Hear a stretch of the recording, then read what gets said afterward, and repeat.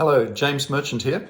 I thought I'd have another go at a video. I'm on my own, so please forgive me for a bit of moving around, but what I'd like to do today is share some Charles Dickens and cricket related items with you, starting with some books. This isn't a Dickens book, but it's a very old book. It's called Seymour's Humorous Sketches. It's really important because Seymour was the first illustrator that Dickens worked with when Dickens was a young man in the early 1830s, 35, 36. Inside this book is a really nice sketch of a cricket game. The book's a bit fragile, it's 1860s I think, so and you can see it's a lovely sketch of a cricket game where he's out, and that sketch was by Seymour, the first illustrator for the Pickwick Papers. So by rights, Seymour should have illustrated the famous Dingley-Dell cricket match in the Pickwick Papers. I've got a very old original version of the Pickwick Papers at home too, which I'm very happy to have. And in this, Seymour did the first 7 illustrations, but then he was had a fearful argument with Dickens, with a young Dickens, and unfortunately Seymour suicided. Some people think it was as a result of the argument that he had with Dickens about one of his illustrations in the Pickwick Papers. So Dickens had to find a new illustrator. He went with a guy called Bass. And this is what the new illustrator came up with, which is remarkably similar to Seymour's previous illustrations in something that's quite unrelated to the Pickwick Papers. Now, unfortunately, Dickens didn't like this. He actually hated it. And that particular illustrator only got to do 4 illustrations before he was sacked as well. I think the irony is, though, that illustration has become quite synonymous with Dickens and the Pickwick Papers, so much so that the Bank of England used it in a commemorative £10 note, which you can see, and it's reversed here. Their artist actually reversed the image, but it's the same. And that's with Dumpkins on it. And here's the bowler, Luffy, and this is a nice original sketch of Luffy. Now, those 2 sketches, or this particular sketch of Luffy, was done in much later in probably the 1920s by a guy called Kidd. And in the 1930s, Dumpkins, the batsman in that game, or one of the batsmen in that game, was done with a little duck following, which is quite weird because Dumpkins was the star of the cricket game, certainly didn't get out for a duck. But that's from Newhall Pottery in the 1930s.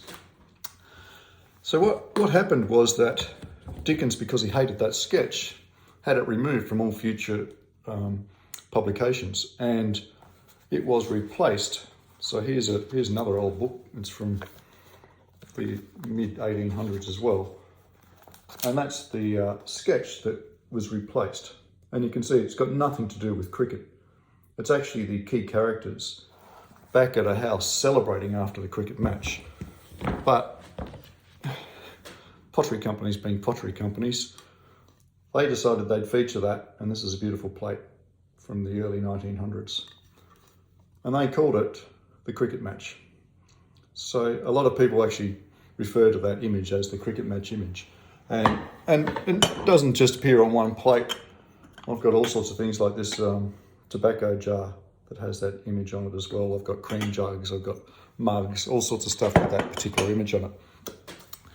A little later in the 1870s, and I've got an original one of those here too, they did a cheap edition of the Pickwick Papers, and Fizz, the artist at the time, had a go at another image, and you can see there's a cricket game in the background. So here they are at the Dingley-Dell cricket match, sitting inside the pavilion having a chat about the match while the players warm up in the background. So they're the main images. There was another really, in the 1950s, there was another image of the cricket match published in a Pickwick paper book, but not many people would know about that one. So other little bits and pieces that featured some of the cricket work in the Pickwick Papers are these stamps from St. Helena, and you can see that the same drawing or illustration features on those stamps. Dickens once again would be horrified. And these are some what are called smilers, which is just an image attached to a real stamp in the UK, and they've actually used kids' artwork. And kids' artwork was from the sort of 1920s of Dumpkins and Luffy on those smilers. It wasn't just the Pickwick Papers that had that featured cricket in Dickens' work. He used cricket a lot in his work to illustrate safety and happiness. And in the old curiosity shop, Nell and her grandfather were escaping, and they felt at ease when they came across a cricket match. The great thing about this particular image is, and I quite like the image, is it was actually done by Frank Reynolds. And many of you would know that Frank Reynolds was an illustrator for the Punch magazine. And Frank famously did this Bratman cartoon in the Punch magazine. I think this was 1948. And you got two kids chatting about the autographs they've got, and one of them didn't have Bradman, but he knew somebody who did, and that was quite a good thing. So that's a coloured version. Obviously it didn't come out coloured originally. The original was just black and white like this on a full page. So Frank Reynolds, very famous guy, did some illustrations for Dickens books and did a lot of cricket illustrations in Punch as well. So I think that's probably all I've got to show you relating crickets and Dickens. There is a lot that I could tell you about rather than show you. Dickens had, not only did he feature cricket in a lot of his work, but he also had his own cricket field at his house in the 1860s and at Gads Hill. He sponsored the local cricket team. He identified one particular gentleman who went on to play for Kent, and at one stage, Remnant was his name. At one stage, he was the oldest living Kent cricket player, Kent County cricket player in the first 11. So, and Dickens' own children played, his own sons played cricket. They had lots of picnic matches, and they played local villages as well. One of Dickens' sons played for Trinity Hall at Cambridge as well. Other sons came out to Australia and played on sheep stations with Aboriginal players in the 1860s. So they're quite a nice series of stories to tell about Dickens and cricket. Probably the most famous one is that Spears and Pond invited Dickens out to play cricket. Invited Dickens out to read, because he used to read his books.